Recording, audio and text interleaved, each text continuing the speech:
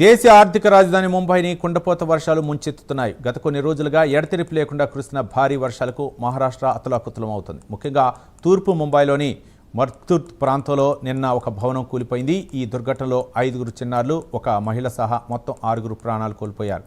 ఈ ఘటనతో నగరంలో తీవ్ర భయాందోళనలు నెలకొన్నాయి. ఇవి కేవలం వర్ష సంబంధిత మరణాలు మాత్రమే కాదు, గత వారంలో చెట్లు కూలిపోవడం వంటి ఇతర ఘటనల్లో మరో 3 మరణించినట్లు అధికారిక వర్గాలు ధృవీకరించాయి. దీంతో మొత్తం మృతుల సంఖ్య 9కి చేరింది. ముంబైలో జనజీవనం పూర్తిగా స్తంభించిపోయింది.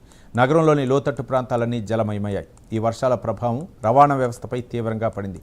రైళ్లు, విమానాలు, రహదారి మార్గాలన్నింటినీ అంతరాయం ఏర్పడింది.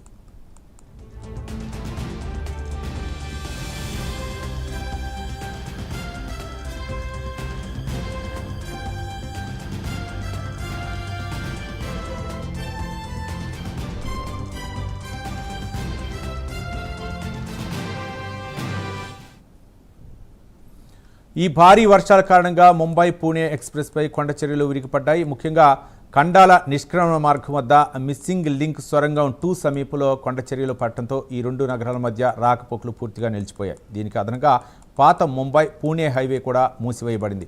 స్థానిక టీవీ ఛానల్లో ప్రసారమవుతున్న దృశ్యాలు పరిస్థితి తీవ్రతను తెలియజేస్తున్నాయి. సొరంగం పైభాగం నుండి వర్షపు నీరు జలపాతలా కిందకు దూసుకుపోతోంది. రహదారిపై నిర్మాణ శిథిలాలు, మట్టి పెళ్లు పేరుకుపోయాయి. రైల్వే ట్రాక్లపైన కొండ చర్యలు విరిగిపడటంతో ముంబై పూణేల మధ్య నడిచే దూర ప్రాంతాల రైలును రద్దు చేశారు. కర్జత్, లోనావాలా, భోర్గట్ సెక్షన్లో 3 రైల్వే లైన్లు ప్రభావితమయ్యాయి. అనేక రైళ్లు రద్దు కావడంతో పాటు కొన్నింటిని దారి మళ్లించారు.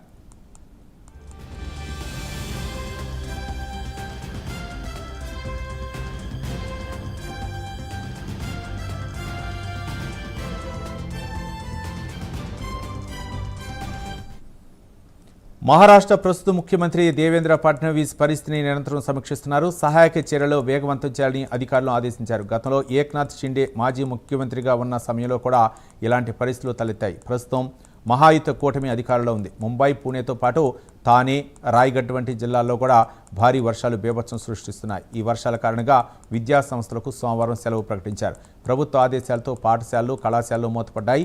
ఎన్డీఆర్ఎఫ్ బృందాలు సహాయక చర్యల్లో పాల్గొంటున్నాయి. లోతట్టు ప్రాంతాల నుండి ప్రజల్ని సురక్షిత ప్రాంతాలకు తరలిస్తున్నారు. స్థానిక పౌర సంస్థలు కూడా అప్రమత్తంగా ఉన్నాయి. రోడ్లపై చేరిన మోకాళ్ళ లోతు నీటిలో నడుచుకుంటూ వెళ్తూ ప్రజల దృశ్యాలను సామాజిక మాధ్యమాల్లో చక్కర్లు కొడుతున్నాయి.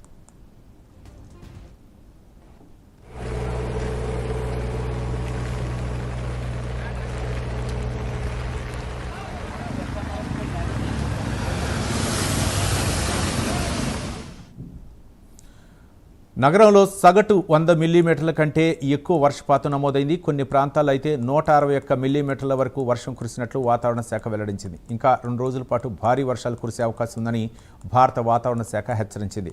అరేబియా సముద్రంలో ఏర్పడిన అల్పపీడనం కారణంగా ఈ వర్షాలు కురుస్తున్నాయని నిపుణులు విశ్లేషిస్తున్నారు. ముంబైతో పాటు దేశ రాజధాని ఢిల్లీ పరిసర ప్రాంతాల్లో కూడా సోమవారం తేలికపాటి నుండి ఓ మోస్తరు వర్షాలు కురిసే అవకాశం ఉందని వాతావరణ శాఖ అంచనా వేసింది.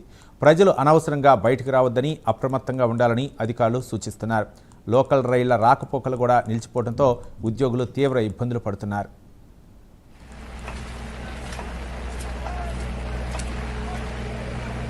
Mumbai Goa national highway traffic jam.